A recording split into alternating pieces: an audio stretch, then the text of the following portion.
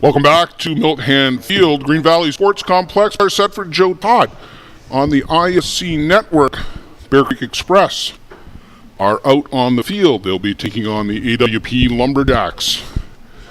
Joe, this is the final losers bracket game of the afternoon. And this is going to be a good one, too. We've had several good ball games over the course of the day. And I think just based on the emotional high that this AWP Lumberjack team's got to be on coming into this one, that huge upset win over the United Chiefs, that should carry them at least through the first couple of innings. Yeah, playing on full adrenaline right now. The way they've been hitting that ball the last couple of games, they're on a roll. They faced one of the two top pitchers in the game earlier in this tournament, beat them. They're not afraid of anyone right now. So leading things off for the AWP Lumberjacks, Cisco Sabate. He'll be followed by Miklas Kloss. Tyler Booley, the catcher, hits in the 3 spot. Carlos Carreño, that's 4. Federico Olheiser, designated player in the 5-hole. Gonzalo Ojeda, the author of that walk-off home run in the Hill United game earlier. At 6, Carlos Colmenares. In the 7 spot, Matias Minaguti bats 8. And Cody Panebecker in the 9-hole for the Lumberjacks. John Cleary, to nobody's surprise, on the board for the Bear Creek Express. He will throw to, of course, Ryan Boland. Defensively, Quentin Bruce, Jordan Pomeroy in center field, and in right it's Tyler Paulai as they switch things up again, Joe. Round the horn, Derek Mason is over at third. At shortstop, it's Nestor Nova. Second base, Brandon Horn. First base, back to first base goes Colin Walsh. So the Bear Creek Express shuffle up the cards. And where do you see the batting order for the Express? Putting the mix into the blender was Chico Paul McCart and the coaching staff.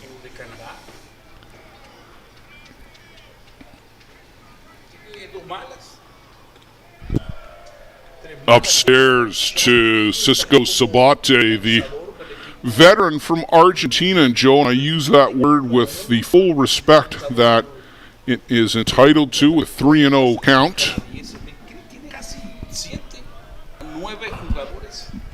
Because Cisco has been up here in North America playing for many, many years and helped build this AWP Lumberjacks team from DuQuoin, Illinois, about 100 miles south of here from what I understand, and worked with Daniel Allstat to put this team together. There is a lot of Latin American talent from Argentina, from Venezuela. There's a couple of Czech kids from Czech Republic and Europe on this team. Some great pieces there. So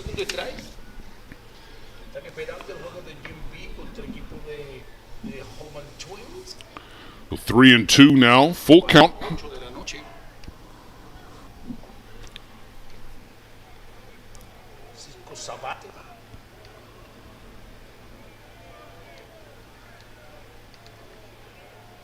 Cleary, long look in as he often does.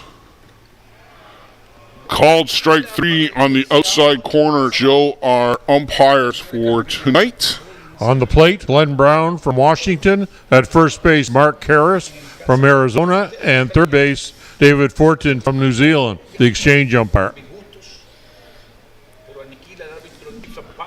Miklas Kloss to the plate. And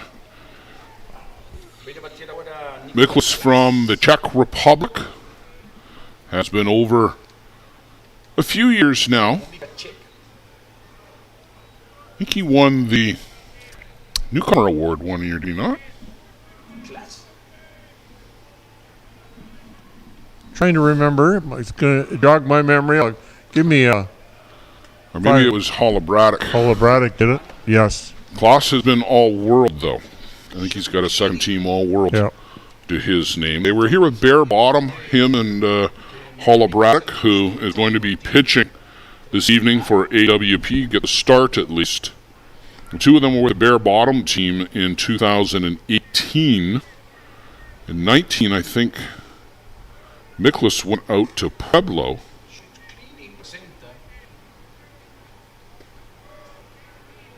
And that pitch in for a strike.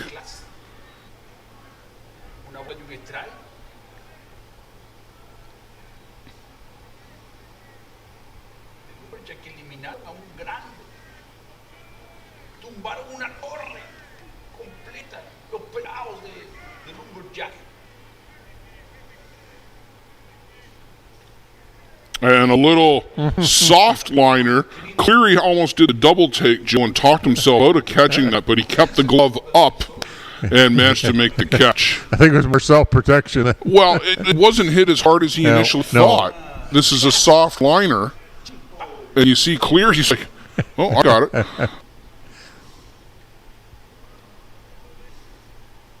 Good wake-up call there. So 2 down in the inning, and that'll bring us to catcher Tyler Booley from the Minnesota area. Tyler, a graduate of the USA U19 youth program and up to the men's program.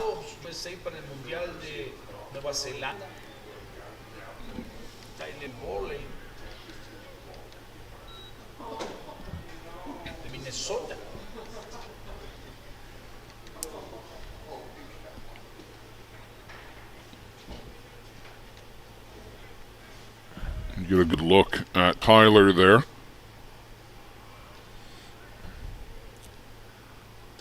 And swing and a miss again. Chases after that rise ball. That's 2 in a row from Cleary that he's pumped by Tyler Booley. So, Joe, do you go back to the well and elevate one more time up and out of the zone, or do you go to the drop?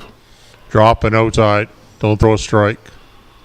When in doubt, down and out.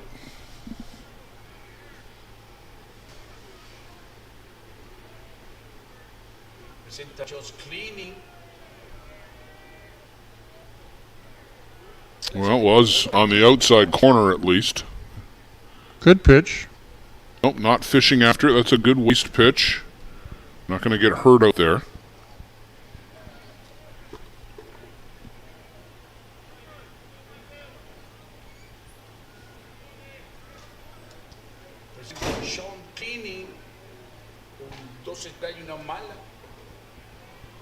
And this one is upstairs, so 0-2 to 2-2.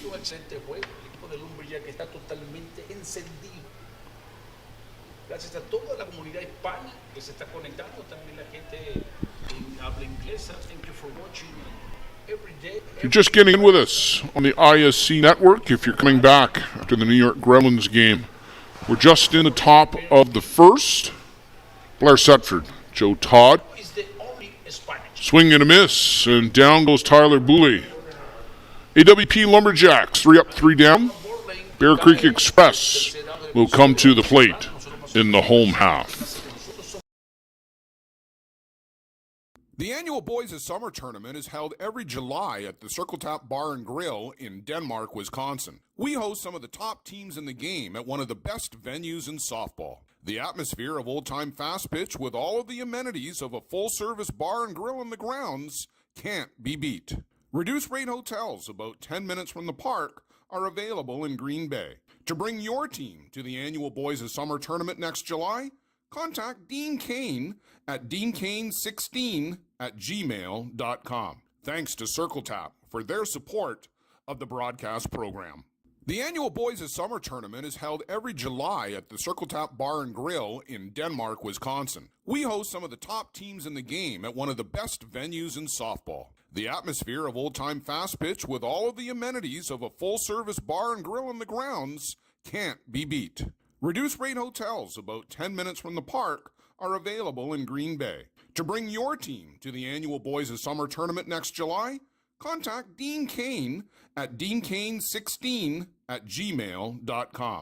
Thanks to Circle Tap for their support of the broadcast program.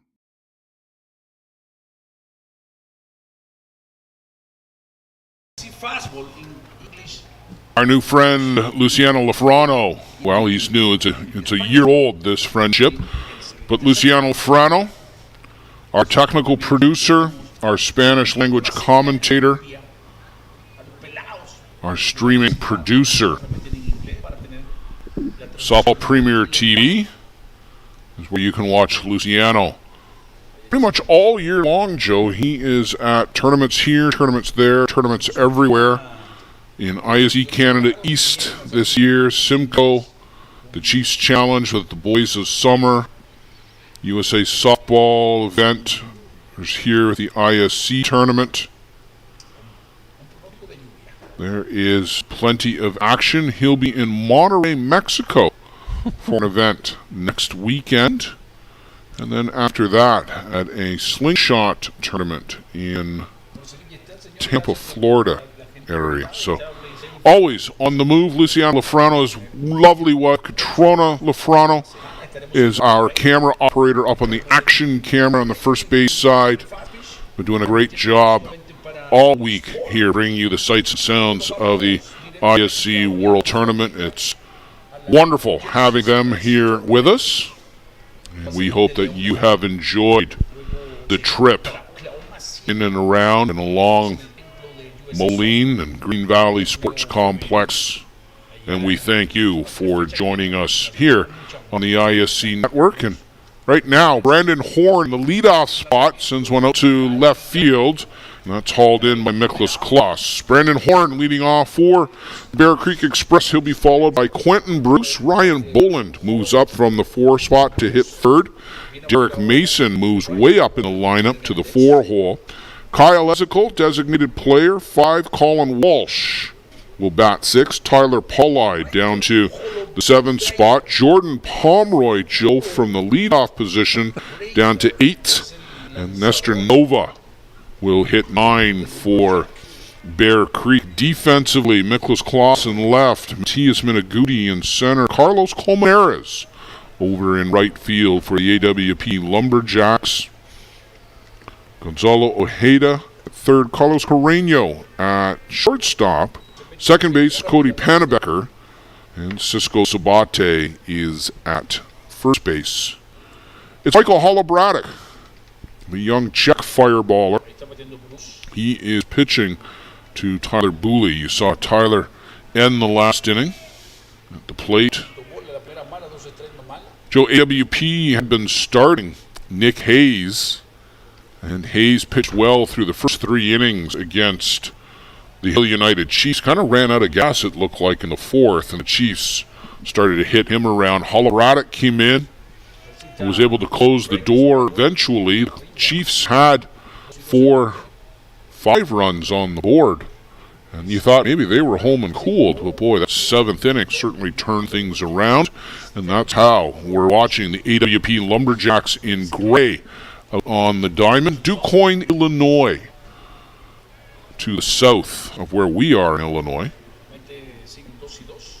Quentin Bruce, 6 for 11 in the tournament, .545 batting average, 2 home runs and 3 RBIs.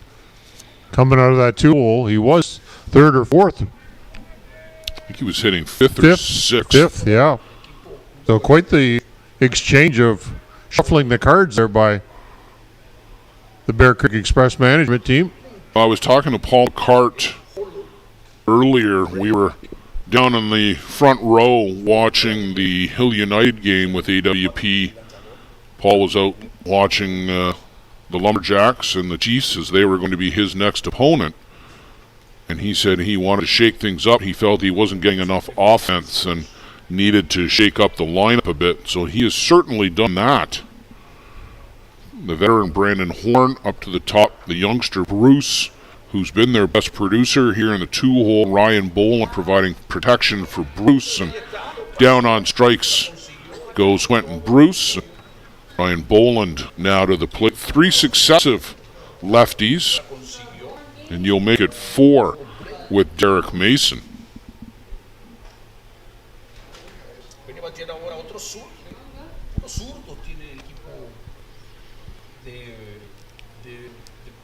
Boland has been hitting the ball and has been producing for the Express. Joe, I think he came in at a .364 clip, is that right? Yeah, 4 for 11, 1 home run, 4 RBIs.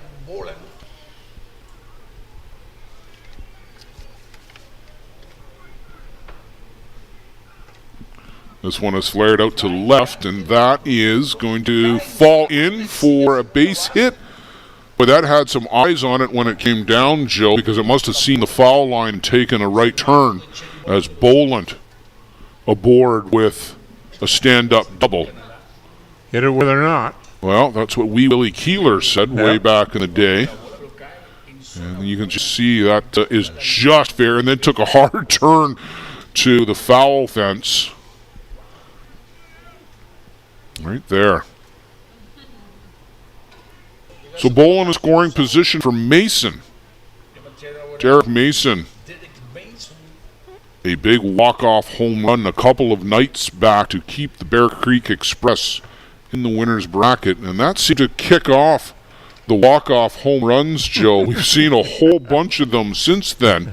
Derek Mason, you started a trend that you did not know where it was going to go. Look what you did. Yes. Somebody has to be the leader.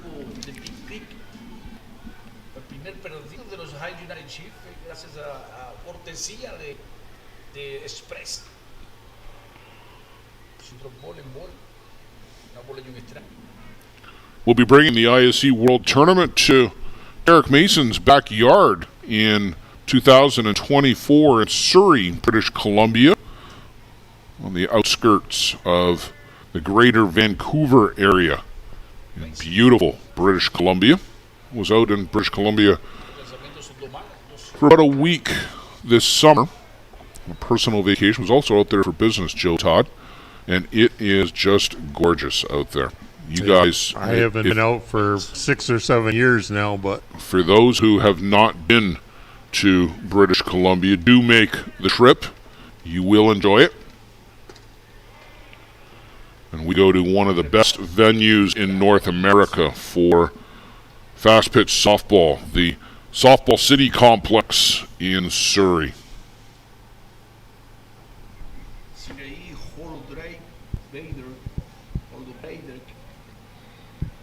3-1 for Derek Mason here. A good hitter's count. Holla Braddock needs to be careful. Can't leave anything up and over the plate. You make your best pitch here. That's not it. As it gets away from Booley, and Boland will make the trip up to third base unmolested, and Mason will trot down to first with a walk. So runners on the corners. The first right-handed batter for the Bear Creek Express, the 5-batter Kyle Ezekiel. Kyle's been hitting the ball well since he got into the lineup. Hasn't been in the lineup all week. Team batting average of .253 for the Bear Creek Express. And there's a little one-hopper up to Cisco Sabate. First pitch swing, first pitch out. Express will strand two. We're through, one complete. We'll go to the top of the second, scoreless, just getting underway. AWP Luberjacks and the Bear Creek Express. Whatever your delivery requirements are across North America, Skelton Truck Lines provides you with reliable, safe, and high-quality service at a fair price. Skelton Truck Lines equipment is satellite tracked and delivers small parcel, less than truckload, and expedited shipments throughout Canada and the U.S. With over 50 years of experience and more than 50 trucks serving 4 divisions, Skelton Truck Lines is a thriving Ontario business and a proud fastball sponsor. Visit us online at skeltontruck.com. Thanks to Mike Skelton for supporting the broadcast program.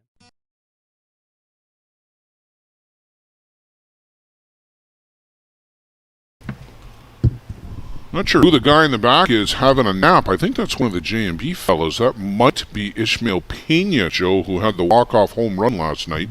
I hope he wasn't out celebrating too late. But the guy in the front left, that's Randy McLam, our our acting UIC here this week, and one of not just the nicest guys in the game, but one of the best umpires in the game as well. And Randy hard work as he continues to set up his crews for the remaining games coming up on Championship Saturday. Well respected. Just a great guy to put in charge. Good organizational skills. A military background with the Air Force, and now in civilian life. A feature at all of the big U.S. tournaments every weekend. Sean Cleary back out to the board. No surprise. Joe, he has done, not exclusively, but most of the work. Justin Schofield, 2 2/3 innings, but Sean Cleary, 22 1/3, 44 strikeouts, so averaging 2 strikeouts an inning, 12 walks, which somewhat uncharacteristic, you think? Well, that one game he had 5 walks in that one game.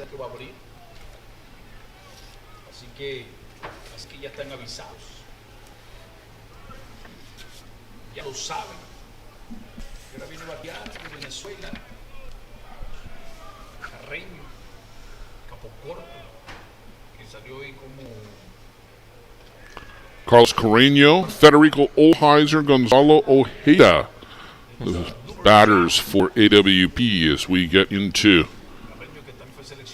the second inning. Oh, some beer toss out here, Joe. Pitterona on the receiving end is beer. He did not make an error. No, he did not. Nobody's dropping any beers out there. Yeah, amazing catch. Yes, Pitterona. As Tyrone Bartarillo joins the Kiwi party going on in front of us here. I see Nick Mullins and Matthew Waugh are out here studying the opposition as well in the back row of the stands in front of us. So some of the Gremlins doing some scouting. The Gremlins will play the winner of this game in the loser bracket semifinal tomorrow morning on Championship Saturday. Gremlins coming off a 5-0 win over the Circle Tap Dukes about half an hour ago now.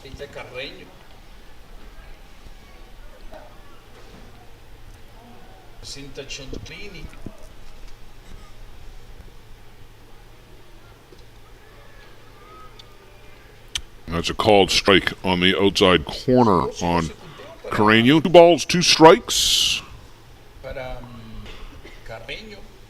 Carreño's pretty well a pull hitter all week, 4 for 13.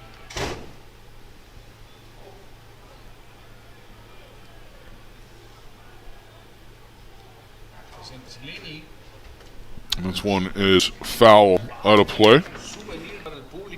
From Venezuela, along with Carlos Colmenares. Venezuela too? Yes.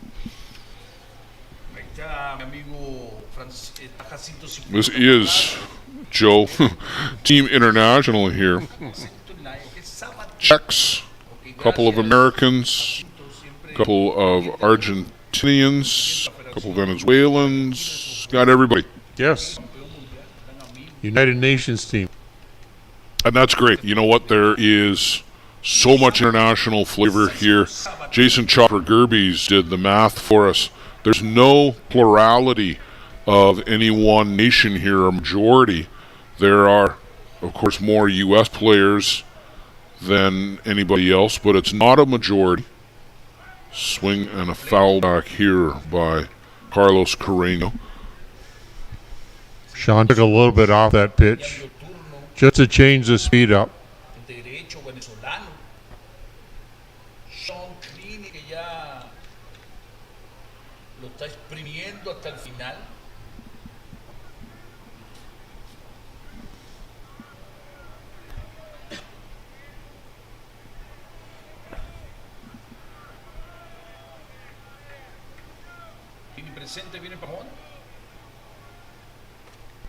Line shot right at Brandon Horn. All he had to do was lift up the glove. Literally did not move his feet or anything else. Just picked up the glove and right into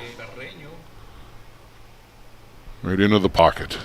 Nice level swing there by Carreño. You can tell by that line drive. Federico Olheiser to the plate.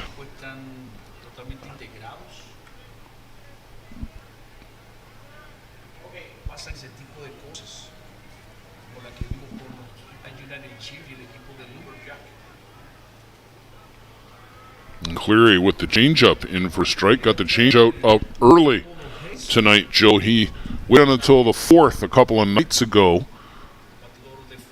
He pulled out early here. This is a do-or-die game for both teams, so. Swing over the top. Olheiser came over with Pannebecker as he brought a couple of guys over from the Bear Bottom squad.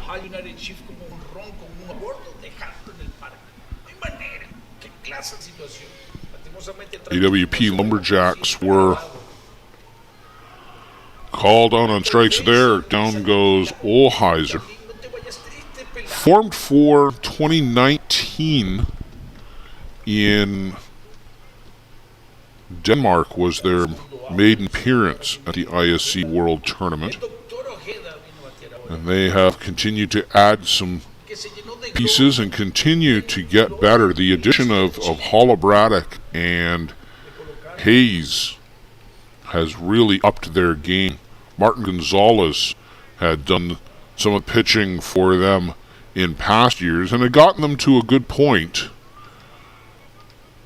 Gonzalez has gone on to do very well as the number 2 behind Huemo Mata with the Hallman twins. But this combination of Hayes and Holobratic, Joe, has been real good for this Lumberjacks team over the course of the season. Pretty well split, 50-50 now. 15 and a third innings for Michael Holobratic. Nick Hayes, 17 and 2/3, so pretty well divided right up the middle.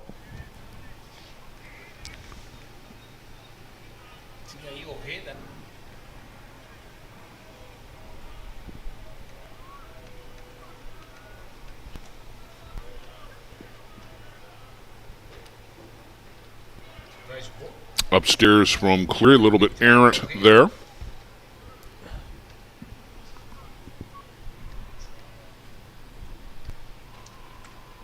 Joe, I see the coaching staff and several other of the Gremlins staying around and doing a little bit of scouting and a lot of chatting and handshakes. They're in a little bit better mood tonight than they were the previous night. And listen, not that they were sour grapes at all last night, but they were a little bit shell-shocked, I think, at that walk-off home run. But as you predicted, they came out swinging today. Yes, they wanted to prove that they still had lots left in the tank.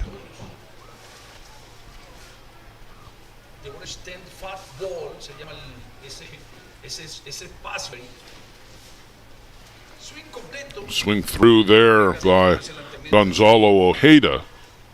Nice sweeping curve there by Cleary.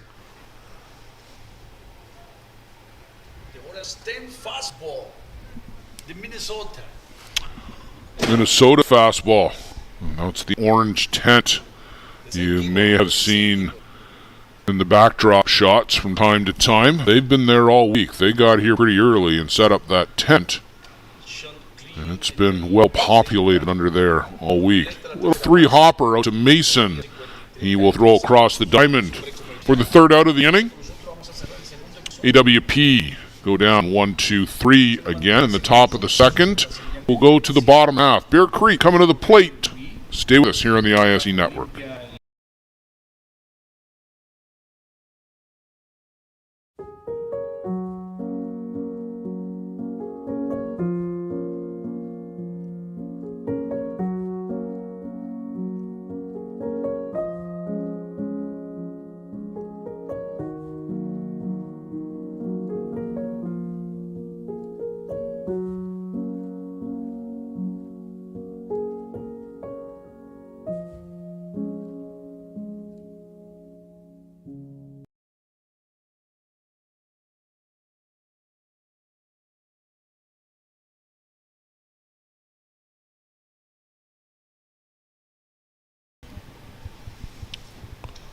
There is a great view of the Master Sergeant Talbot Memorial Bridge over the Mississippi, and in the foreground you see the old bridge, which was a two-lane bridge. Joe, we drove over that old one I don't even know how many times over the years they were building the new one. The last time when I was here last year, I had to come down to Moline from Eldridge. Got the opportunity to drive over the new bridge. It is a spectacular drive across the Mississippi as it joins Illinois and Iowa to the west. The Quad Cities, Rock Island, Moline on the Illinois side, and then Davenport and Bettendorf on the west side in Iowa.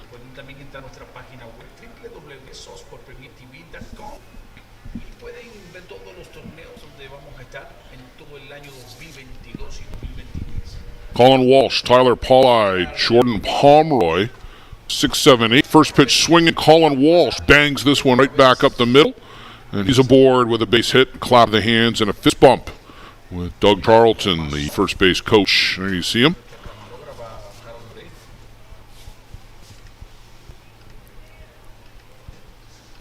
Right back up the middle. Well, when you're right on that ball, when it goes right up that middle, means you're reading that pitch. Good follow through. Pauli chases upstairs from Holla Braddock. Developed the rise ball over the years. He was primarily a drop ball pitcher, Joe, when we saw him back in 2016 at the WBSC U19 event in Midland, Michigan. Pauli turns to bunt and can't get that one into fair territory. Holla Braddock, Daniel Chapman, Tyler Randerson, Ryo Koyama for Japan. There was an outstanding class of pitchers at that U19 event in Midland. And all but Koyama have come over to the ISC. Koyama continues to be strong for Japan at the WBSC events, and I'm sure he will continue to impress down in Auckland, North Harbor at Rose Park. That's going to be fun to watch. Yeah, looking forward to that. Sky TV will have the coverage of the WBSC World Cup. And in November, last week in November and into the first couple of days of December. And Team Canada, we had Team Canada coach John Stewart up here a couple of days ago. There's a big prep tournament in Palmerston North where they had a U19 or U18, I guess it was U18 at the time that they had it. Yes. Yeah, U18 event down there in Palmerston North, and they're going to host a pre-tournament, which looks almost as good as the tournament. Canada, the U.S., Australia, New Zealand, Japan, and Argentina. I think that's 6. I think it's the top 6. Yeah. Holla Braddock will shovel that out of his glove over to first as Tyler Pauli ultimately does the job. Could get the bunt down, but that is as good as a bunt, Joe, as he moves Colin Walsh up into scoring position by hitting that ball on the right side. And there you see the glove scoop by Holla Braddock. We saw Lenny Villavazzo do that last night under a little bit more pressure.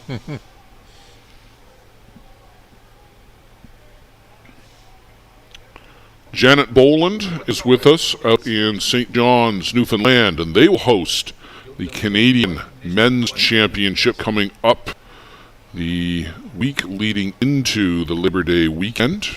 I think starting on the Wednesday, if I remember correctly. Yep. Jordan Pomeroy, he'll be there as the host Newfoundland. I'm not sure if he's with the host Newfoundland team or the Galway team, but he will be there one way or the other.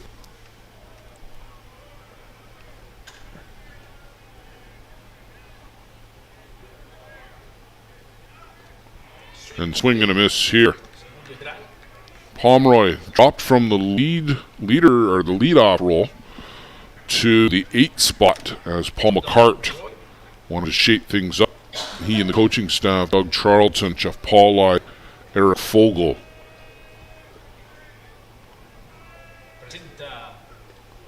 One misses downstairs. Holla Braddock is really sweating out there on the mountain. Imagine it's still fairly humid. Sun has kind of gone away, I believe. But I think it's still fairly humid.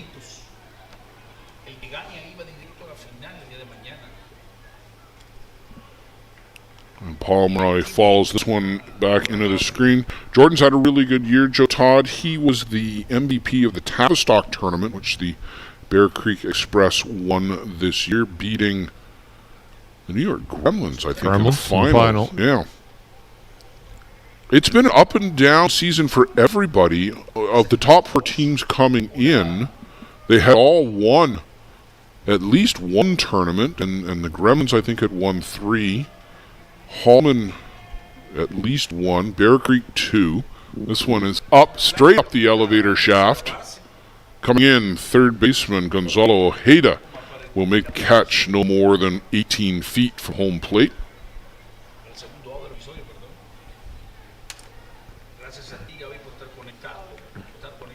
Bear Creek won Canada's qualifier with a comeback win over the Twins in the top of the 7th inning.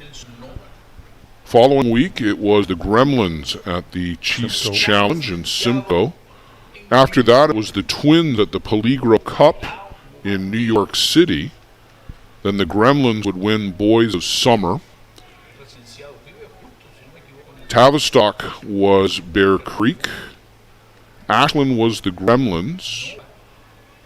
The Marchio tournament was won by the Oma Tigre, but they were knocked out earlier this week. Same weekend was the Kitchener-Hallman tournament, Peter Hallman Memorial, and that was won by Hill United for their only tournament win this year. And then the Gremlins would beat JB in the finals of the USA National Tournament. And of course there are other tournaments throughout the year, but those were some of the big ones and some of the highlights that stick out in my mind at least. Shows great parity in the program, though. When we come down here, there was not a favorite. You couldn't walk into the park and say, "Oh, that team's going to win. That team's going to win." Not this year. Swing and a miss there by Mr. Nova, the shortstop. And this is an interesting find for the Bear Creek Express. Dominican Republic, national team player. Smooth hands at shortstop, Joe. I think he's still learning the hitting craft. Has a good arm, too. Very good arm. Swing and a miss here by Nova. They leave Walsh stranded at second. Still scoreless. We'll go to the top of the 3rd on the ISC network. Murphy's Fish and Chips is not only a great place to get some of the best seafood in Canada, but is also one of the best fastball sponsors in the game. Voted Nova Scotia's best fish and chips by Eastlink TV, Murphy's is a family institution since 1996 and a proud fastball sponsor of many Canadian and ISC championship teams. Open 7 days a week. Come join us for our famous English-style fish and chips or any of our daily specials. Murphy's is located at 88 Esplanade in Truro, Nova Scotia. We thank Dave T. Anderson and Murphy's Fish and Chips for their commitment to fastball and the broadcast program. Murphy's Fish and Chips is not only a great place to get some of the best seafood in Canada, but is also one of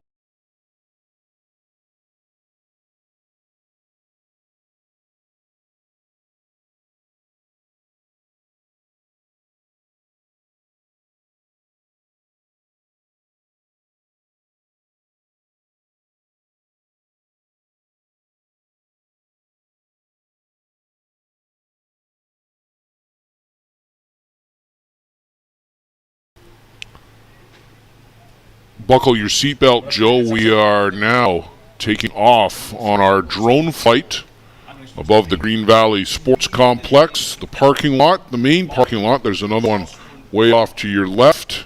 We'll go over the maintenance barn and we'll cut that flight short as we return to action. And an AWP fan. AWP stands for Allstat Wood Products. Daniel Allstat, the founder and sponsor of team and sometime catcher and designated player, Allstat Wood Products. Great job, Dan. And we certainly salute the team as this will be their best finish in their short history in the ISC. Whether it ends today or tomorrow, they've already exceeded what they have done previously. Called strike to open our account here. Top of the 3rd inning. Carlos Colmenares.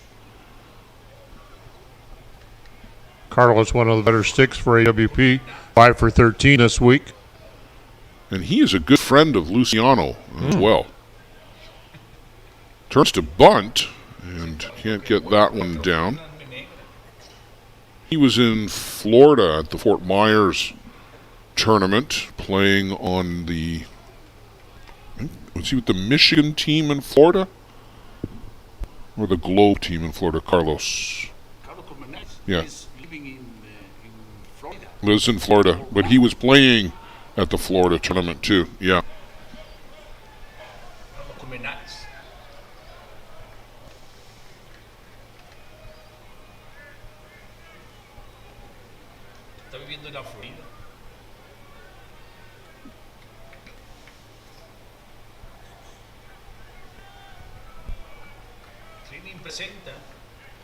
And swinging a miss there, outside corner. Sean Cleary, pinpoint location, Joe. He looks much crisper tonight, and Randy Frame pointed that out to me in a text that he thought Sean, Randy watching the game back at home in the greater Halifax area, that he thought Sean looked a lot crisper tonight, and I got to fully agree. Yes, he's hitting a lot of targets, so I've been watching the glove, and him and Ryan have been right on today.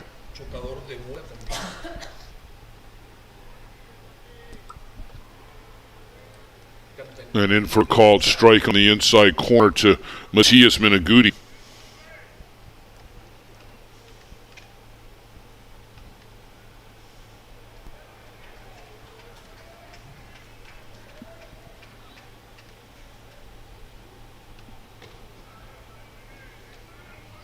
Brandon Horn in just out of picture range to Sean Cleary's left. They're expecting the slap. And this one is flared out to center. Coming on with the diving catch. A great catch by Jordan Pomeroy. It's funny, Joe, I literally was about to say they got the infield set for the slap, but the outfield is at normal depth, and Pomeroy had to run a mile and a half. You're going to see it here, the slap, and he's coming way in from deep center, well, not deep, but just regular depth center. And for the slapper, if your infield is going to play that defense, it's got to be reflected in the outfield. A great catch, but it didn't have to be that difficult. Well, good wheels, though, on Jordan Pomeroy to track that ball down. Fabulous catch. Pomeroy showing why he is amongst the game's brightest future stars. And that is in for a strike. Cody Pannebecker came over from that Bear Bottom team. They were last year's ISC 2 winners, Joe. This year, Marchio Sausage takes that title. He's another number 9 batter that's hidden down there, or supposedly hitting. Yeah, good stick. He would normally hit higher in the order, but I think the managers are looking at the importance of the 9 spot. And it's not just where you put your bottom hitter anymore. It's somebody that could set the table.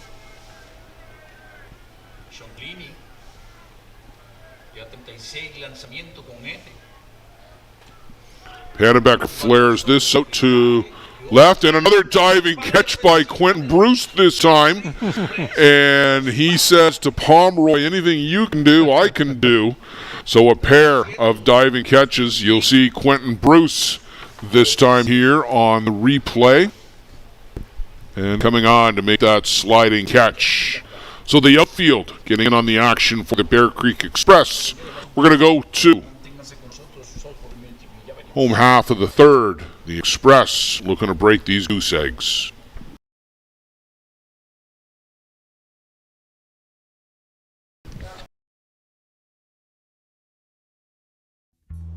This business was opened in 1965 by my father, Ned Matiosi. Could have walked in here 25, 30 years ago and seen just about the same thing. The process of making this suit takes about 6 weeks. It goes through about 12 or 13 hands as it's moved along the line. It's an old-time place.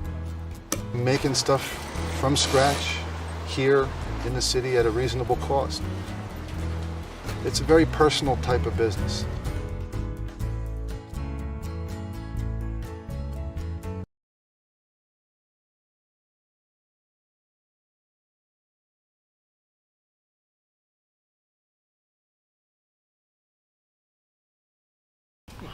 Var Matiozian, the first base coach with New York Gremlins, and Joe Todd will see the Gremlins for 10th straight year, and longer than that if you count those Chicago to York years, on Championship Saturday. 5-0 winners over the Circle Tap Dukes, to the dismay of the scorekeeping crew here in the booth. And Brandon Horn slugs the first pitch right back up the middle for a hit.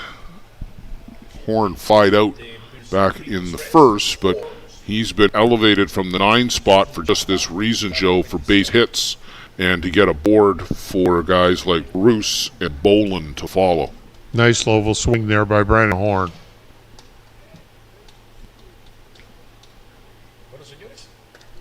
Bruce fouls this one off.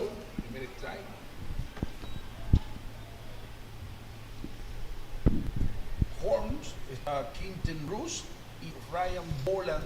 Ya Bronze, ya Horn hizo su hit. Está batiendo Quinten Bruce. Downstairs, Booley looked like he come up ready to throw.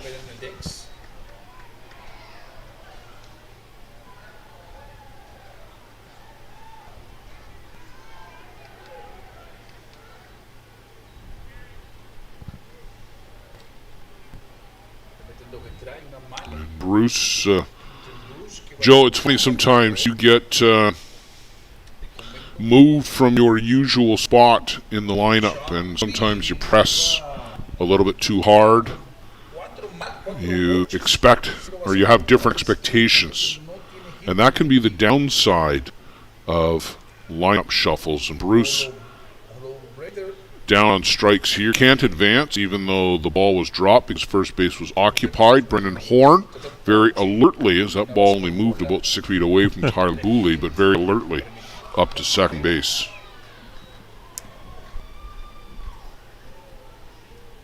Oh, maybe just a good learning experience for Jordan Pomeroy. Brandon Horn, with all of his experience in his back pocket, is just kind of giving a little bit of a lesson to Jordan Pomeroy to just take relax, take your times at bat, get your cuts in. When you're up in that leadoff spot, you're asked to produce, and sometimes you don't always do it, but Brandon Horn's trying to show Jordan Pomeroy. Ryan Boland, 3-hopper out to short, and a good sidearm sling by Carlos Carreño. But again, heads-up base running by Brandon Horn, saw that high hopper and that he was going to be able to get to third without any risk of a tag by Carreño, and gets Boland at first. Good upper body strength there by Carreño to make that throw without his feet planted on the ground. We have seen the talent of the shortstops on display all week long. Cam Schiller, Nestor Nova has made a couple of really good plays. Cole Evans maybe at the top of that list right now. But Carlos Carreño shows that he can play. Ishmael Pena for JB made a couple of really nice plays.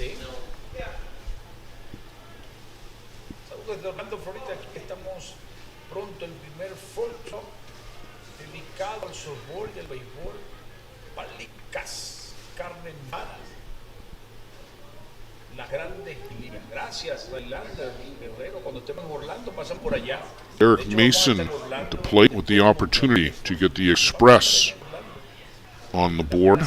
Fouls this one straight back to the screen.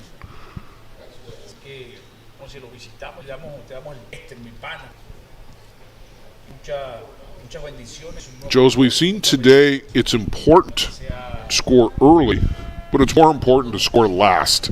Yes. There's been a lot of that last couple of days.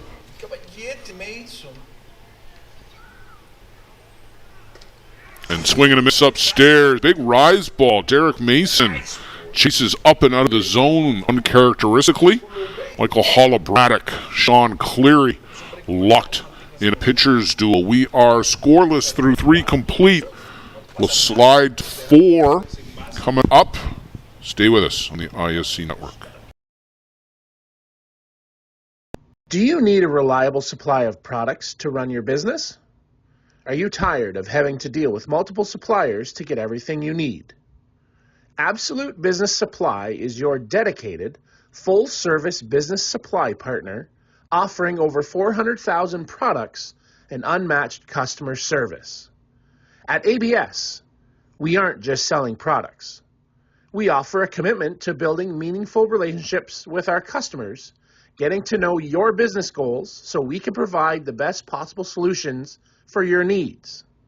Find us on the web at absolutebusinesssupply.ca and let us get it for you.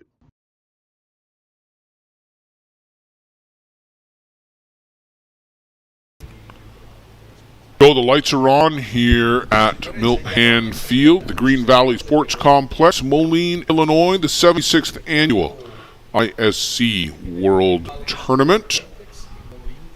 28 degrees still, and thunderstorms are threatening, but I don't know, Joe, maybe they might blow by us. That cloud over there doesn't look all that threatening. No, so far so good.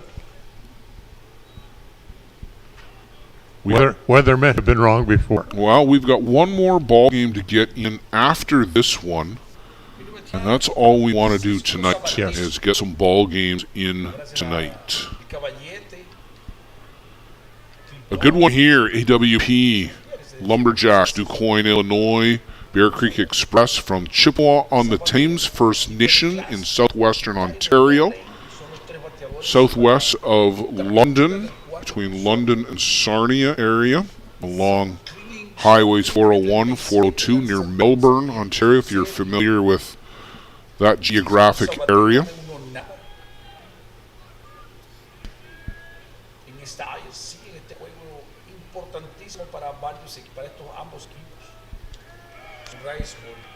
Cleary upstairs too.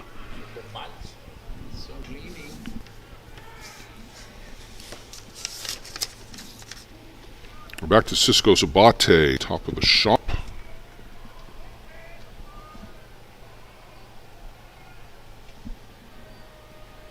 Oh, this one in and clips Sabate on the hand, and he will painfully and shake that out. Make his way down to first. That's never good when you get one on the back of the hand. No.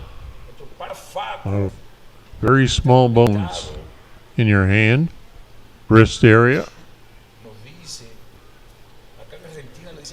None the worse for wear right now. Cisco Sabate over at first. That will sting for a bit. Nicholas Kloss will come to the plate.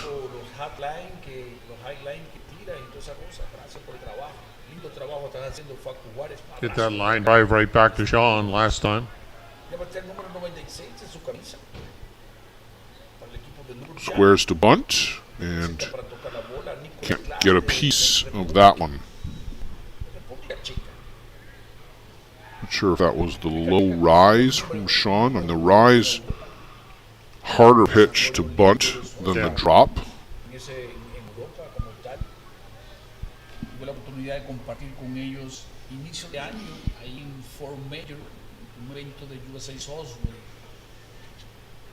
And again, squares and gets this one down. Mason will pick that up in front of Cleary. And a much easier play for the third baseman to come across and make that throw with his momentum going in that direction. Brandon Horn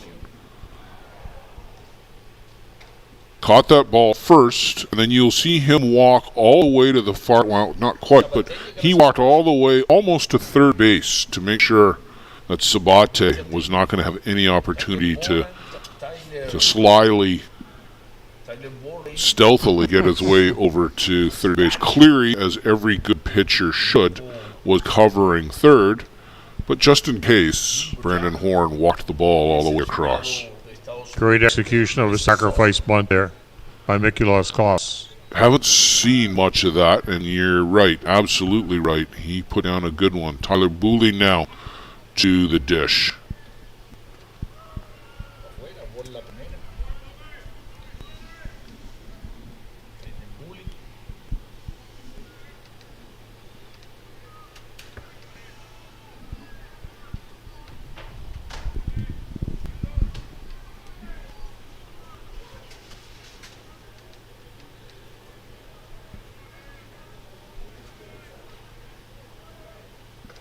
and a swing and a miss and a rise ball. Sean has had the rise ball working really well all week long, Joe. It's become his strikeout pitch when he needs it. He's been able to elevate it and get guys to chase. 44 strikeouts in 22 innings coming into tonight's game. So averaging 2 per inning. Yeah, 2 out of every 3 outs by way of the strikeout. Has 4 tonight so far.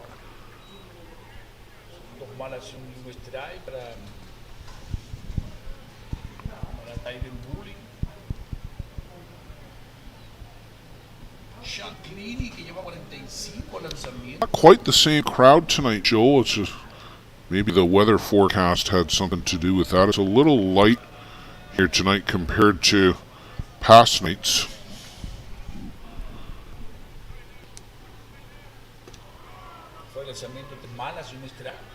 And that pitch just misses off the outside corner. Cleary a long look into home plate umpire Glenn Brown. 3-1 the count. Ryan Bolin did a good job of framing it too.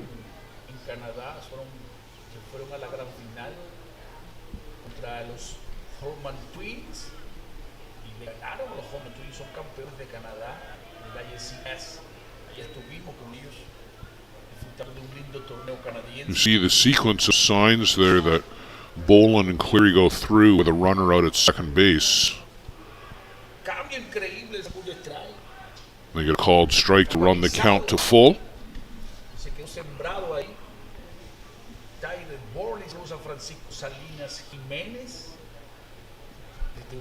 AWP Lumberjacks looking for their first hit of the night. Runner in scoring position.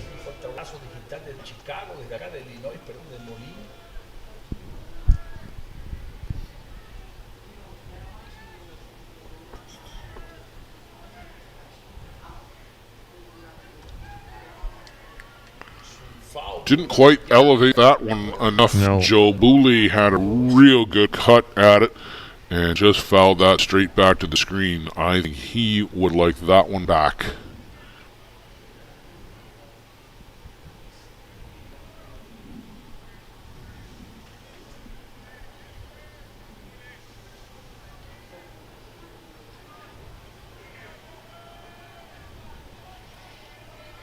Joe, right now it's going to be a tough time at night. So we're getting to dusk for the outfielders.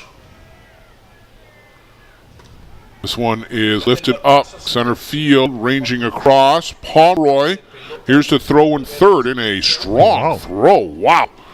Boy, that was really impressive out there from Jordan Pomeroy, who had to range back.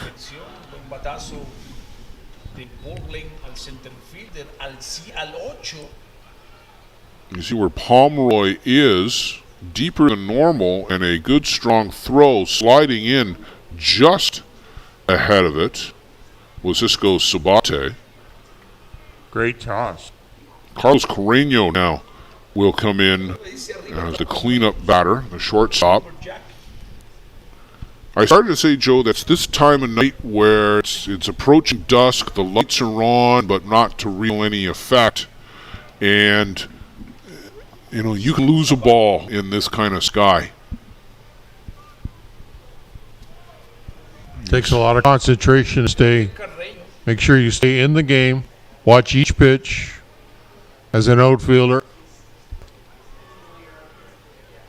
Pomeroy shades Carreño over towards left.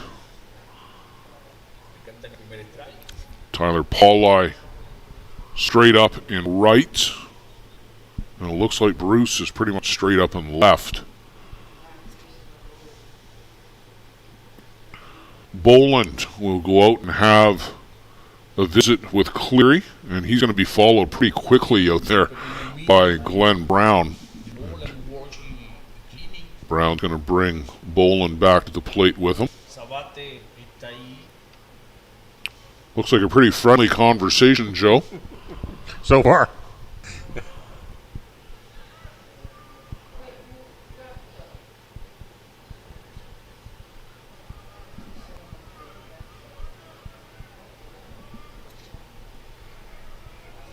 Carreño. Uno nada el día de hoy, número 12, Campo Gordo, Cleary to the hip. Luberjack venezolano. And this one is lifted up. Nestor Nova will go a couple of steps back out onto the field. And he'll make the final out of the inning. So they strand Cisco Sabate at third base.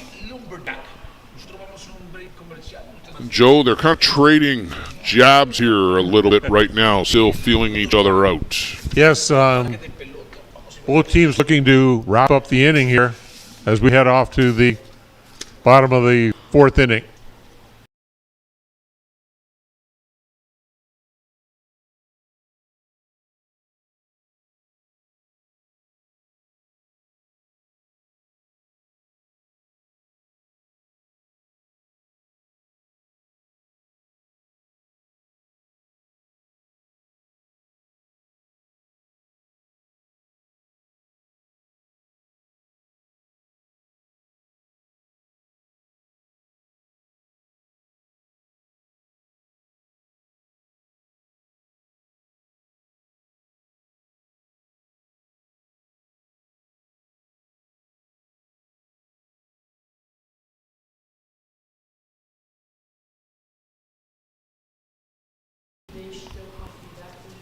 Joe, fans come in all shapes and sizes, and that is down the third base line out towards left field. The Brinkmans from Wisconsin set up that tent on Friday afternoon when you and I were here. Yes. Nobody else was at the park, but Ron and Gene Brinkman were here getting their place picked out where they wanted to spend the week, and they have been there ever since.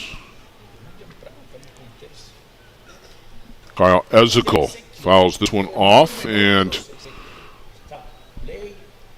I'm not sure if that's the Gremlins grouping or if that's the Grand Prairie Pirates grouping, but some of them have been over there for quite a while. I think that's some of the Gremlins kicking around the park. Ezekiel has another one over there that way. That one doesn't get over the fence. Oh, it did too. A good grab up there by a fan in a pink shirt.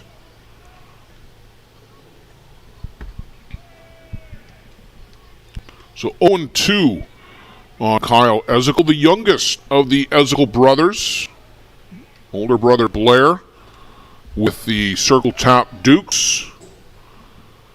And middle brother Bradley with the Hill United Chiefs. Kyle's the last one standing, as Blair and Bradley have both been eliminated.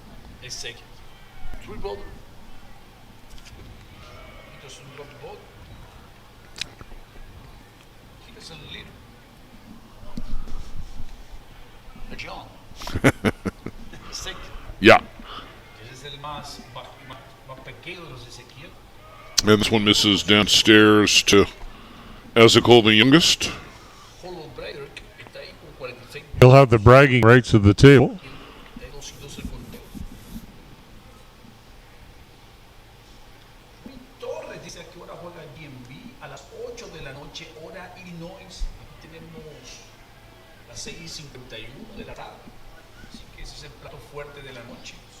This one is lashed. Oh, good play over there by Carlos Carreño, and a strong throw by the Venezuelan national to get Kyle Ezekiel. That was a hard hit ball. He took a couple steps to his right, Joe, and then made a real strong recovery.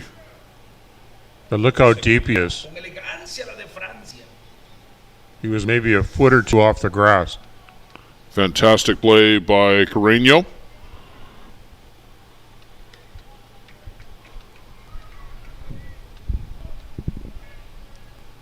Colin Walsh now to the plate. Walsh from Petty Harbor in Newfoundland and Labrador. And Joe, I'm not sure there's a prettier little town in Newfoundland and Labrador. There are a lot of them, but Petty Harbor is certainly one of them. Had the opportunity to visit out there in 2016 to Chafe's Restaurant, world-renowned Chafe's Restaurant for their fish and chips. They cooked up some fresh cod that The Toronto Gators had caught out on fishing boat, and Colin Walsh will single out to right field. So if you or anybody else are making your way out to St. John's for the Canadian Championship in a fortnight, take the opportunity to go visit Chiefs out in Petty Harbor. It will be worth your time, trust me. You're making me hungry, Blair. Janet Boland said Gould's is a close second for Pretty Towns. And this one out to the left, and that is hauled in by Nicholas Kloss in foul territory. So 1 pitch, and Tyler Pauley is out on the pop fly. And we'll come up to Jordan Pomeroy. I've been to Gould's as well. Ryan Boland squired us around to see the sights back in 2016.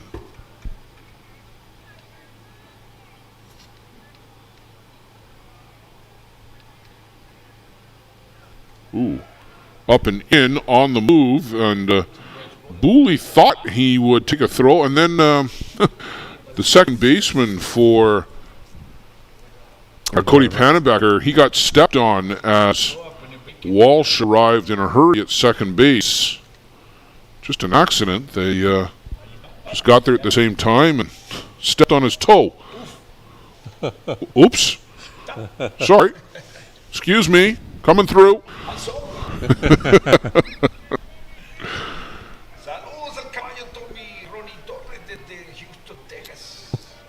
But that pitch up and in, I don't know if Booley got crossed up or not, because he didn't even get a glove on it, and it sailed right past the ear of Glenn Brown.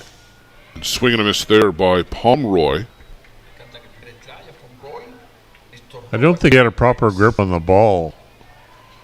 Maybe, but it sailed right on by everybody and hit that mesh, and it came right back to Booley right away. And that is a different circumstance than the wire mesh that they had here last time. This one is slashed out to the gap. Here comes Colin Walsh to score easy. Pomeroy will speed in second with a stand-up double. And Joe, you change things up, and sometimes it works out for you. It does there, as Pomeroy down from the leadoff spot in the order and picks up an RBI double on a hard hit ball to the gap out in left center. Good power punch there by Pomeroy to score Walsh from second base. Colin Walsh getting up for his second hit of the game, now driving in the first run of the game.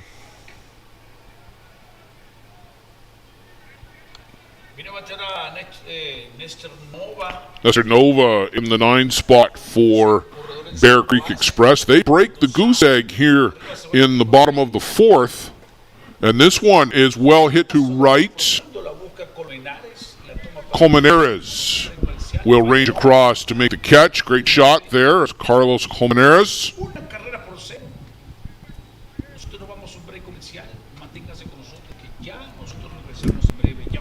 The Express break out on top 1-0.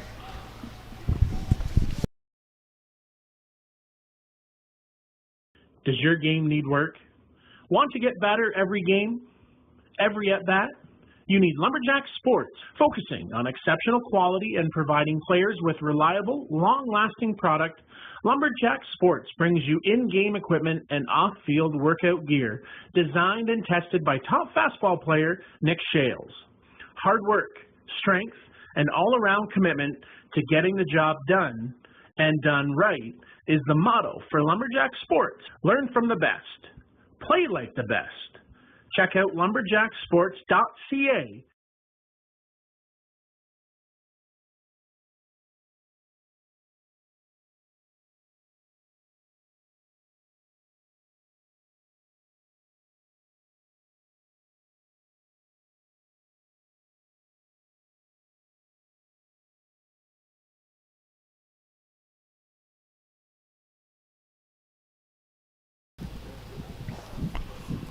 One of the many fans who've been enjoying the fastball action here all week at the Green Valley Sports Complex, Milton Field, Moline, Illinois. Picked up one of the souvenir t-shirts. Great selection out there every year. Sandlot Sports come down from Michigan and do that for us every year, and they do a great job. Sold out almost always by the end of the week, and it's getting close to the end of the week tomorrow. In fact, Championship Saturday here at the ISC World Tournament. Who would punch their ticket? The New York Gremlins are in, and this fine gentleman here has been here all week too, enjoying the World Tournament, and we thank our many faithful fans who follow us around on the tournament circuit.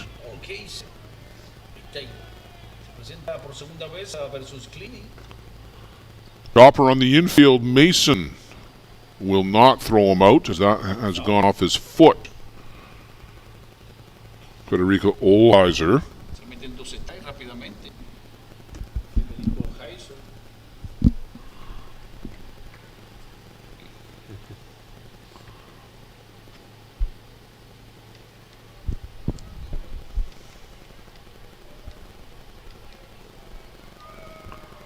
0-2 on Olheiser.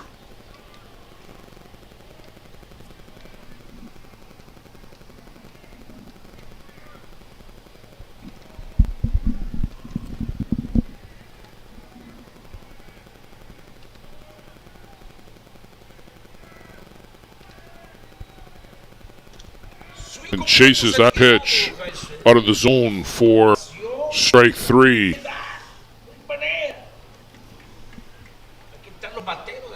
Some of the Oma Tigre. A couple of the AHI Reapers in the back there. AHI Reapers, Joe, had a real good run in the World Tournament here this week. Both they and Nate's Auto were ISC 2 finishers last year. Nate's was second, Reapers were third, and both of them advancing into the ISC World Tournament this year. The Reapers just eliminated yesterday in a real tight contest with Hill United. Both teams making some good improvements in their roster. The Tigre, a bit of a disappointing week, Joe. I think they came in ranked 7th or 8th. And losing unexpectedly, yes, I would say, to Ostrander in the losers bracket, and that was back on Tuesday. The new name, the Ojeda, Mr. Chief. Ojeda, ooh, be careful there. Gonzalo Ojeda, who just had that big home run. Oh my God, crazy. Oh, it was a no-doubter.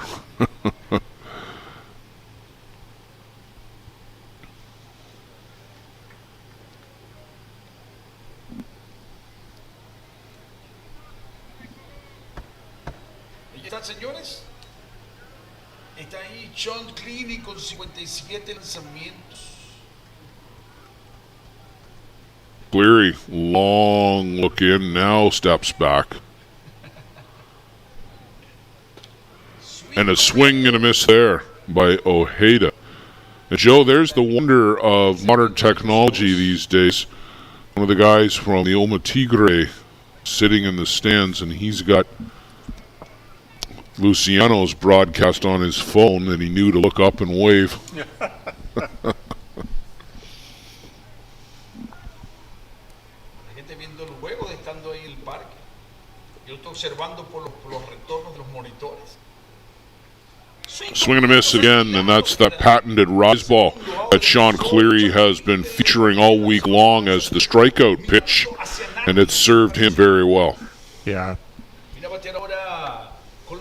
Sean's done a great job with that to those right-handed batters. It's got that nice sweeping curve too that catches that outside part of the plate.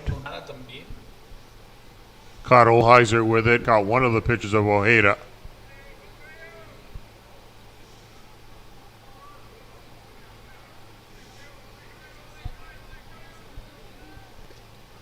Inside to Carlos Colmenares. He has to dance out of the way.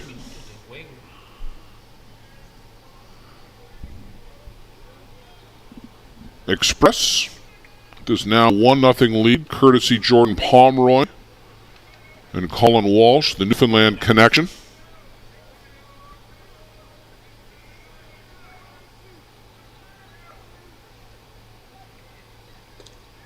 El lanzamiento juega la segunda. Esto con Benares de Venezuela.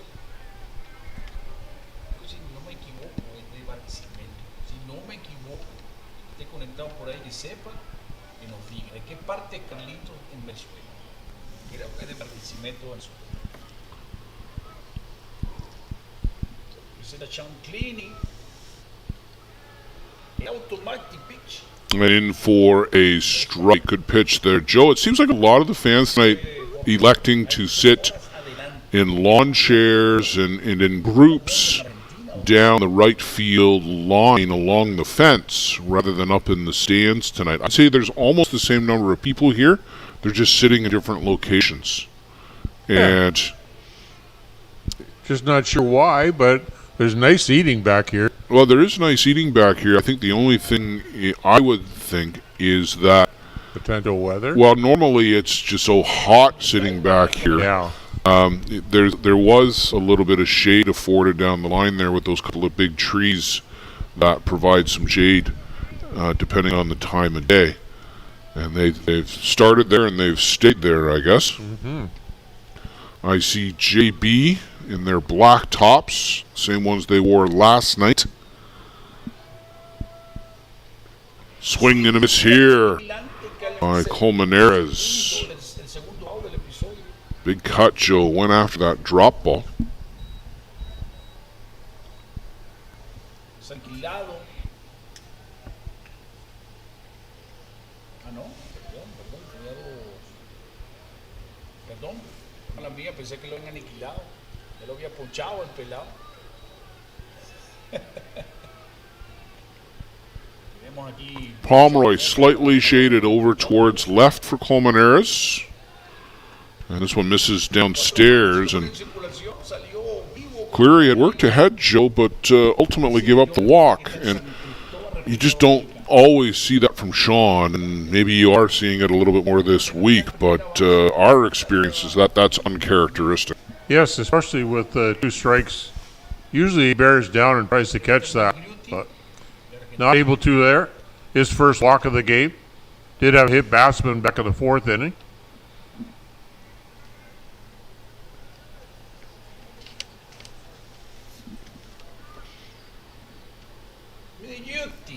Two out, brings up Matthias Miniguti. Chopper on the infield. Mason will come across and make a strong throw to Walsh at first. That will take care of that. Express will come to plate in the bottom of the 5th. Look to build on this 1-0 lead.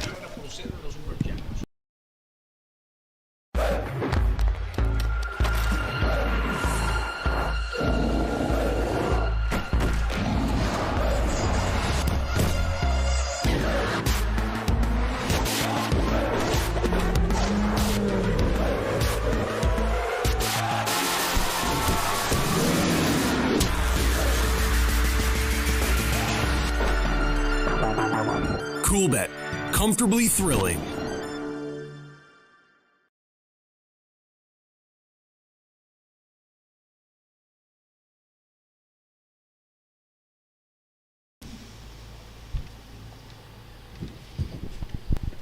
Another one of the tents located in the outfield. This one is a little bit more towards left, Joe. That orange one that we showed you earlier is straightaway center.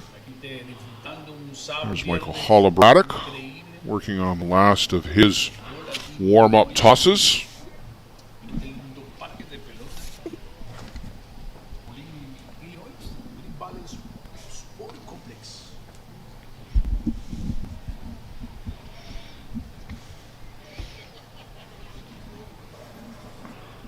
Joe, I will say that compared to where we've stayed here in our past visits to the Quad City, being downtown in Moline has afforded us the opportunity to see a little bit more of the town, and it is Exactly what you would think of a kind of Midwestern U.S. smaller city.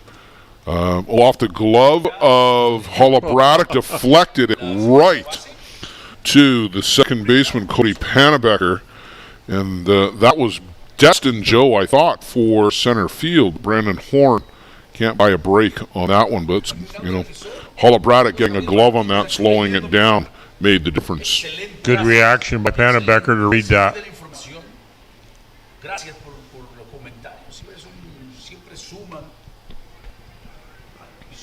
Quentin Bruce, the two-batter for the Express.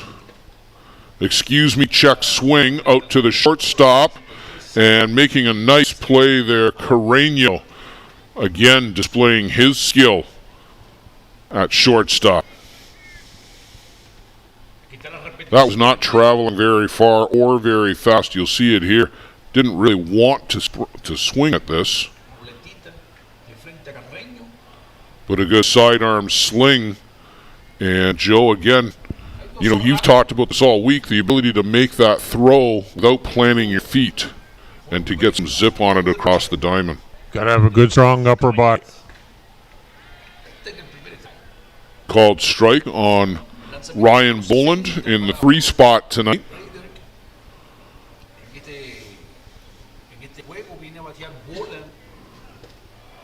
And this one down and away, and Braddock picking up the pace.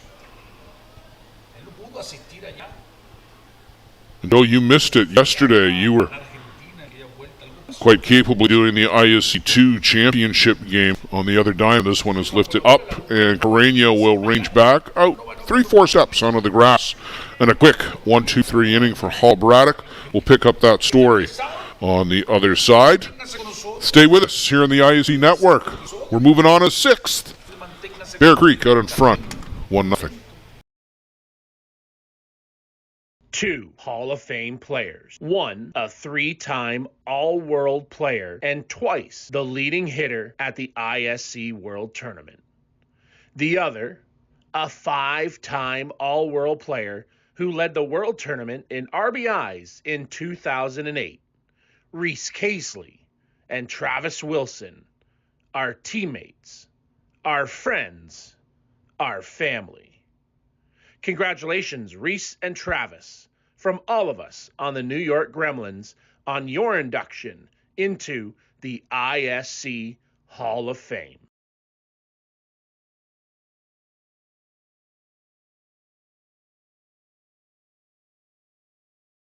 For the best Bear Tent banter on the airwaves, listen to Dust Up with Hilly and Lolly. Here's some of the biggest stars chatting with 2 of Newfoundland's own, Jason Hill and Steve Mullally. It's unfiltered and uncensored. Dust Up with Hilly and Lolly, wherever you get your podcasts.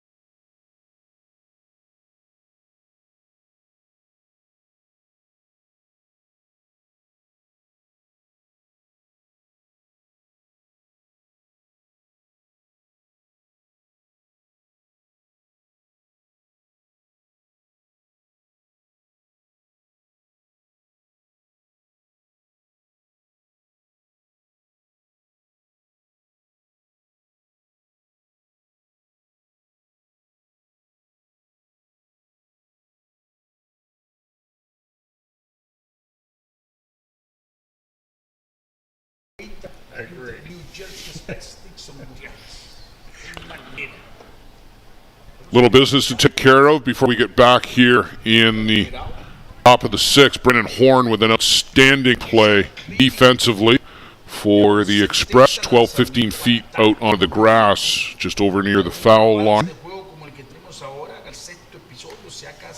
Sean Cleary, some more landscaping. He should charge by the hour, Joe, and rent himself out. If you need a hole dug in your garden, Sean's your guy. I don't think you can do that with your cleats, though, in Newfoundland. It's a little rocky out there. Nicolas Class está on decks, así se dice, mi pana Javi, ahí está dicho. So that was Cody Pannebecker on the fly out. Back to the top of the shop, Cisco Sabate and Joe. Cisco had gotten around to third back in the fourth, but that's as far as anybody has made it from the AWP Lumberjacks.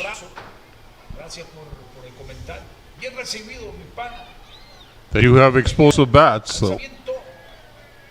Misses inside. We certainly know that. We've seen it on display here earlier today, but Sean Cleary has done a real good job of keeping that contained. When Sean is on, Joe, he is right in that conversation for the best in the world. And he is on tonight. Yes. Great focus tonight.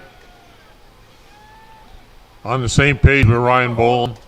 This one is lifted up to the left. Quentin Bruce will come on and make the grab. That is not quite a can of corn, but as close as it might come. A can of booyah. We'll have some booyah in Wisconsin next year. A local delicacy. We'll have some sushi in Vancouver, too. Yes. Nicholas Klaus, the left fielder for AWP, Czech national.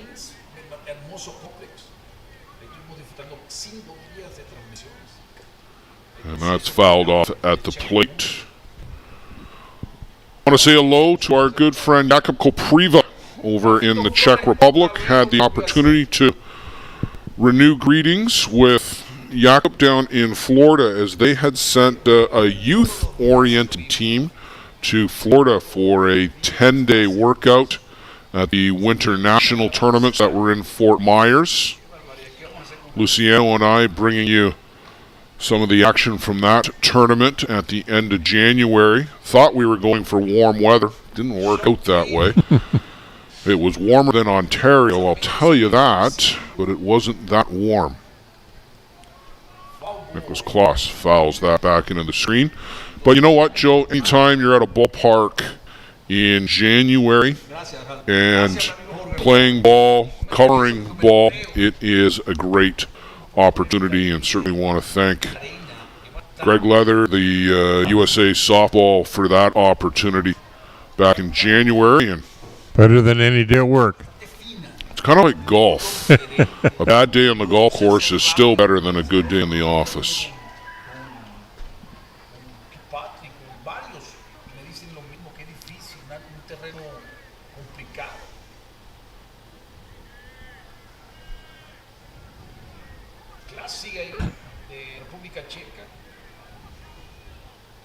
Swing and a miss there as Klaus chases that rise ball up into the zone. Not the first, certainly won't be the last. Sean Cleary sits down. The EWP Lumberjacks in the top of the sixth will go to the home half. Bear Creek leading 1-0.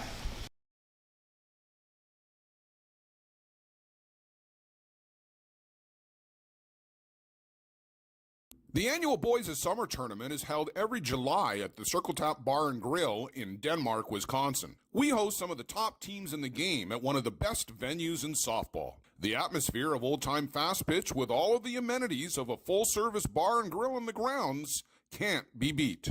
Reduced-rate hotels about 10 minutes from the park are available in Green Bay. To bring your team to the annual Boys of Summer tournament next July, contact Dean Kane at deankane16@gmail.com. Thanks to Circle Tap for their support of the broadcast program.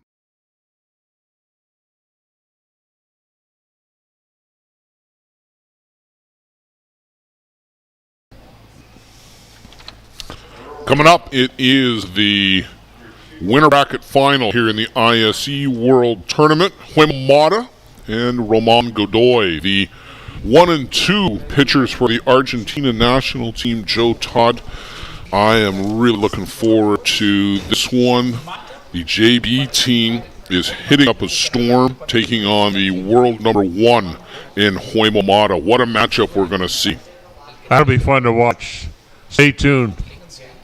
But we've got to get through this one first, and this is an exceptional game going on right now between the AWP Lumberjacks out in the field, Bear Creek Express, Chippewa the Thames First Nation in southwestern Ontario. For Bear Creek, DuQuoin, Illinois, AWP Lumberjacks. Paula Braddock, Joe, has done an outstanding job. He came on in relief in the Hill United game, kept the door pretty much shut against the Chiefs, and has gone on to throw a real good game here against the Bear Creek Express. Just a lone run on board. That's the only one of the game. Done her all in 62 pitches, too, and 5 innings of work.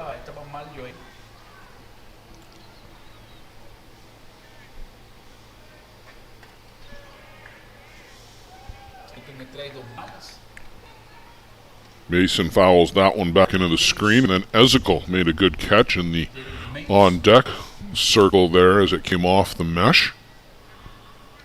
Sometimes you got to be ready, Joe, even with a bat in your hand. I think I'd be switching on-deck batting spots. I think I would absolutely be moving over to be in behind Derek Mason.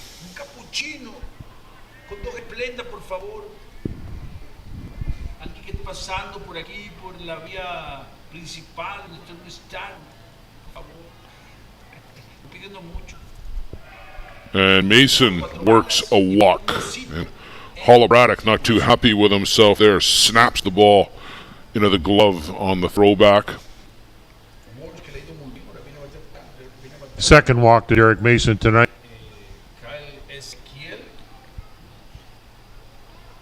Kyle Ezekiel, designated player for Bear Creek. And a high hopper, but that is just foul down the right side. Gonzalo Heda, good job to come charge that and come get it.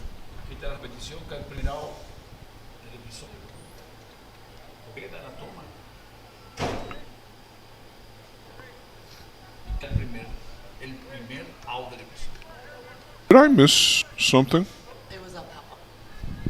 Where did I miss the pop-up? That was a pop-up. Yeah. Oh my goodness, I thought that was a foul ball. I thought it was foul ball. So he's up? Huh. Yeah. Wow. Okay. Why is Walsh up there after one pitch? Okay, well, there you go. That was an actual pop-up. I could have sworn it hit the ground first, but that's why we're looking through 2 fences and about 56 feet.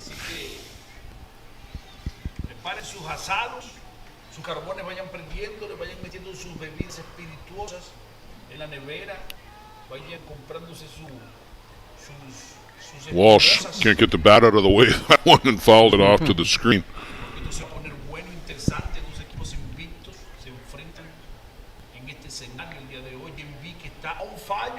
0-2 on Walsh.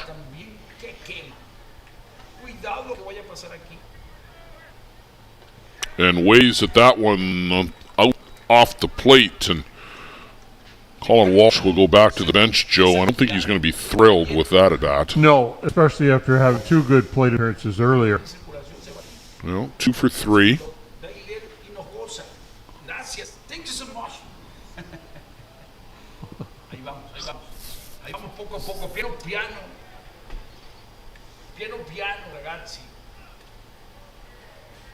Tyler Pauli to the plate, and Joe Tyler, the leading batter at last year's ISC World Tournament in Eldridge, but not having that same kind of week this year.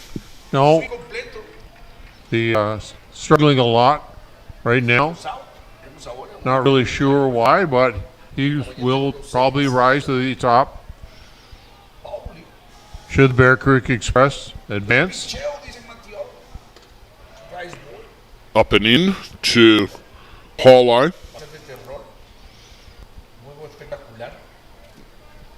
And Joe, you got to think Tyler Pauli will be heading to Auckland in a few weeks' time.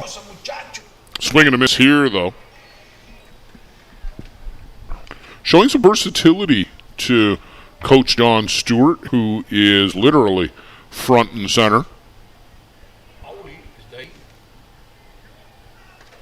This one is punched out to short left. Long run.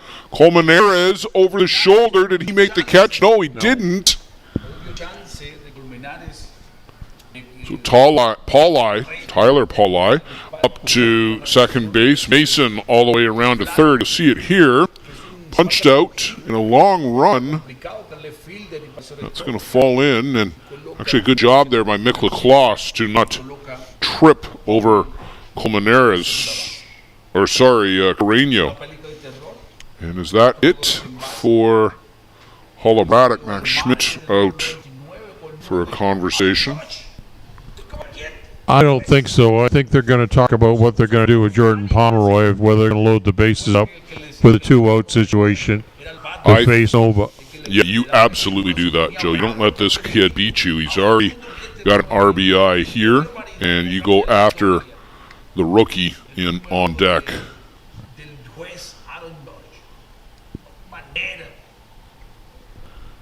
Now, if you're Paul McCart, you've got Jeff Lyons. That's what you're going to counter with.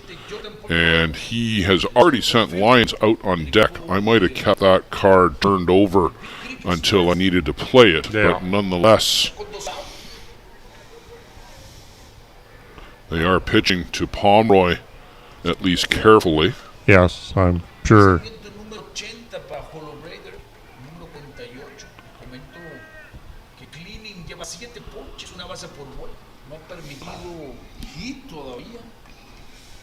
Pomeroy hit the ball solid last in the fourth inning.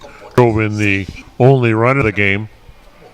Fouled that one to the screen. That was a hard shot out to the gap in left center. Miniguti came sliding across to intercept it before it reached the fence.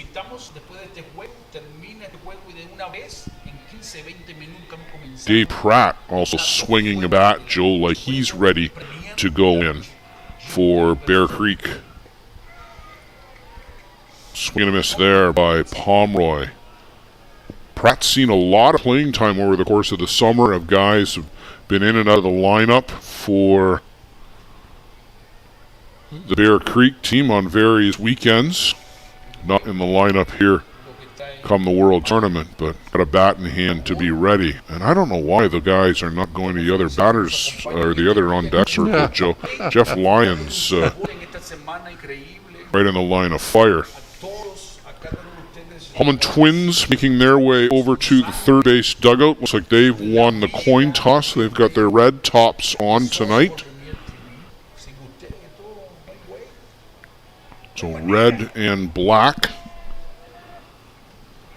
Head nod to Marshall Kronk, Fetty Eater down there.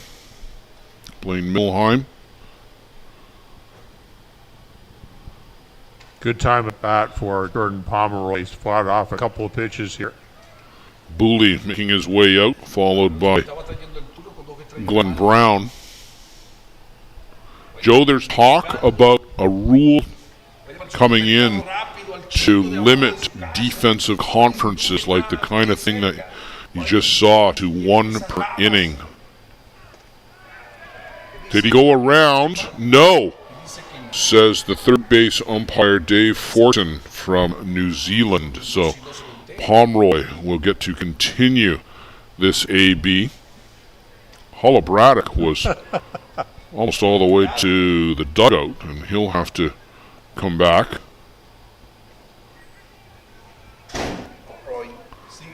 Runners at second and third For Bear Creek, Tyler Paulai at second. Colin Walsh at third. Jordan Pomeroy at the plate. This one lays out to center. Miniguti on his horse. And gone! A 3-run home run for Jordan Pomeroy. And some breathing room for the Bear Creek Express. A big 3-run home run from the young man in the 8th hole. Watch it here.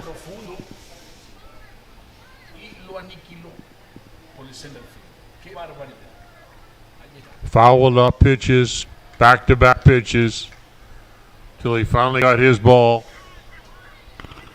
Well, Joe, two things about that at bat. First, the check swing. Did he go? Did he not go? I have no opinion on it one way or the other. But you and I talked about it before the at-bat started. Do you pitch to this guy? And we both said no. No. And maybe you take your chances with the pinch hitter, but this guy's already stung the ball hard once. I think a strategic mistake there by AWP to be pitching to Jordan Pomeroy.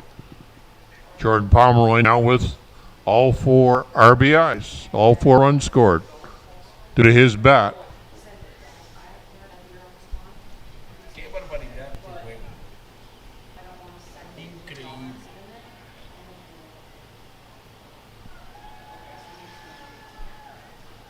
So Pratt indeed into pinch hit. Joe, we wondered about Lyons, and I'm not sure he's 100% healthy for the Express right now.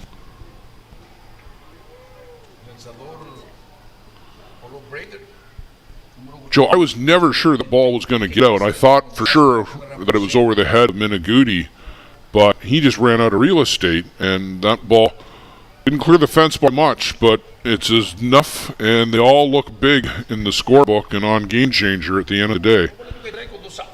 Jordan Pomeroy's not a big boy, but he has a mean swing. Pratt over the top of a changeup from Paula Braddock, and haven't seen that pitch too often tonight.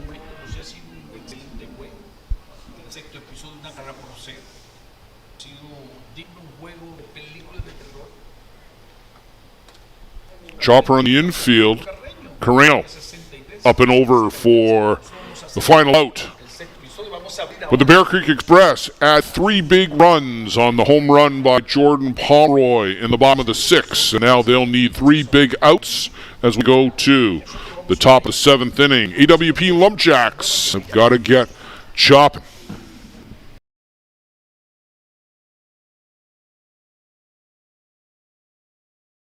Whatever your delivery requirements are across North America, Skelton Truck Lines provides you with reliable, safe, and high-quality service at a fair price. Skelton Truck Lines equipment is satellite tracked and delivers small parcel, less than truckload, and expedited shipments throughout Canada and the U.S. With over 50 years of experience and more than 50 trucks serving 4 divisions, Skelton Truck Lines is a thriving Ontario business and a proud fastball sponsor. Visit us online at skeltontruck.com. Thanks to Mike Skelton for supporting the broadcast program. Whatever your delivery requirements are across North America, Skelton Truck Lines provides you with reliable, safe, and high-quality service at a fair price. Skelton Truck Lines equipment is satellite tracked and delivers small parcel, less than truckload, and expedited shipments throughout Canada and the U.S. With over 50 years of experience and more than 50 trucks serving 4 divisions, Skelton Truck Lines is a thriving Ontario business and a proud fastball sponsor. Visit us online at skeltontruck.com. Thanks to Mike Skelton for supporting the broadcast program. Some more of the fans here at the Milhan Field, Green Valley Sports Complex, Moline, Illinois.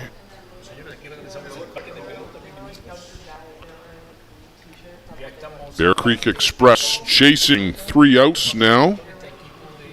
AWP Luberjacks, Joe Todd, 4 runs, a lot to ask against Sean Cleary here. Bottom of the 7th, but I thought they were done in the bottom of the 7th in the previous game, so what do we know? Yes.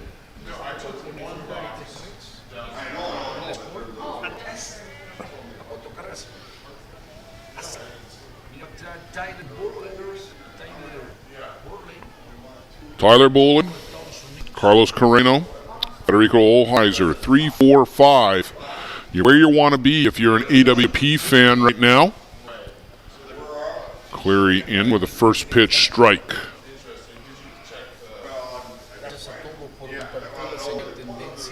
Sean Cleary with 77 pitches And so Joe, far. sorry, Joe, that's much more economical than he was the other night when he was over 100 through 5. Yes, a lot better job.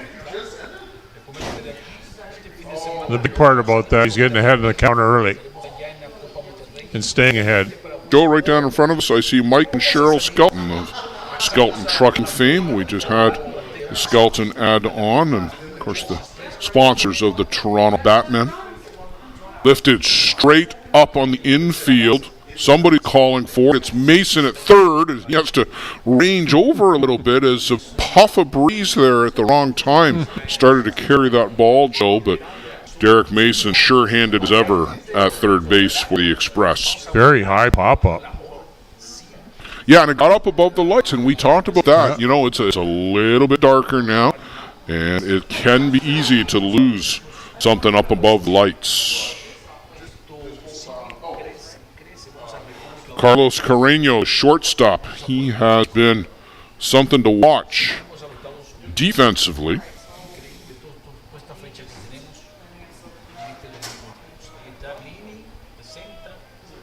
And swing and a miss here. The line out to Brandon Horn and a fly out to the shortstop. Hasn't been able to get the ball out of the infield.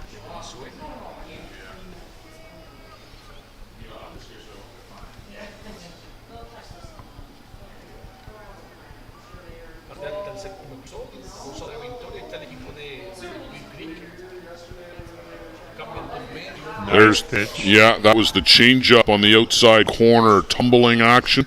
Not expecting it at all in the 7th inning. No, fell off the plate. Bolin tapping the outside corner. You see him creep out a little bit.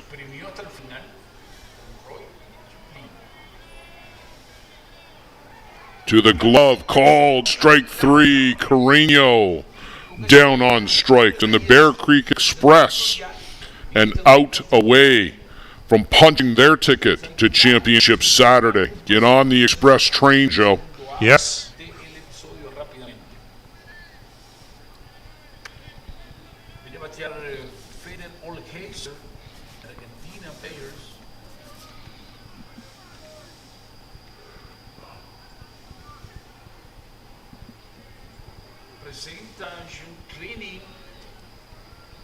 Federico Olheiser, swing and a miss, good drop ball. Ryan Bolin fires it back to Sean Cleary as hard as it came in. Don't look down, Sean, when Ryan is throwing the ball back to you here in the 7th inning. You might wear one, get dotted.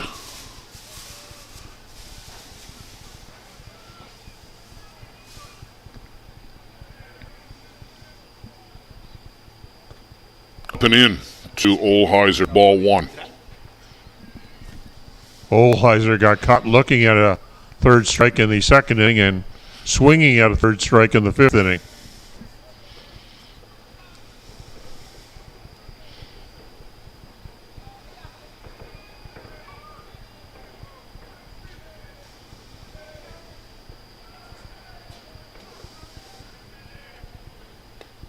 Upstairs, can't get Olheiser to chase at that one. That's been one of the waste pitches that they've used, Joe, to go way up and away.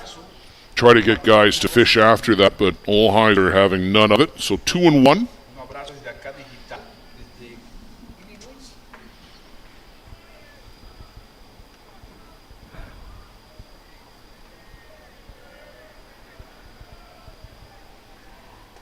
And this one flared down the right side, but that is going to go foul on a play.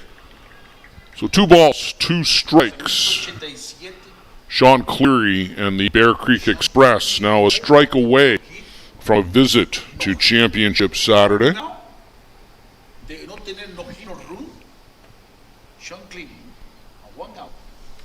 One out to go.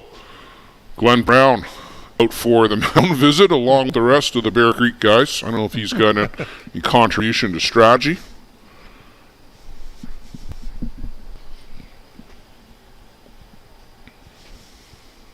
Saludos a Moto Carwash. La gente que está ahí en México, allá en Monterrey. Brown and Boland have had a good relationship all night. Joe, I don't know whether they're making dinner plans, walking back from that mound visit, or what the deal is, but asked him who's got the best pizza in town. 2 balls, 2 strikes, 2 out.